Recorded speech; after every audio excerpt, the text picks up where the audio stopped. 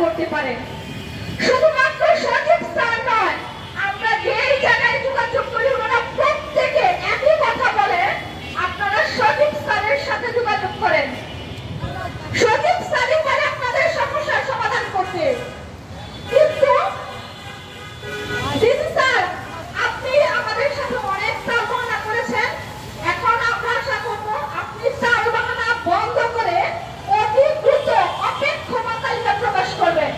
আপনি একটা জিনিস খেয়াল করে দেখেন, আপনি প্রথম ধাপে অপেক্ষমান তালিকা প্রকাশ করেছেন মাত্র 3 মাস 27 দিন পর মূল রেজাল্টের, আর দ্বিতীয় ধাপে অপেক্ষমান তালিকা প্রকাশ করেছেন 6 মাস 17 দিন পর। কিন্তু আমাদের দ্বিতীয়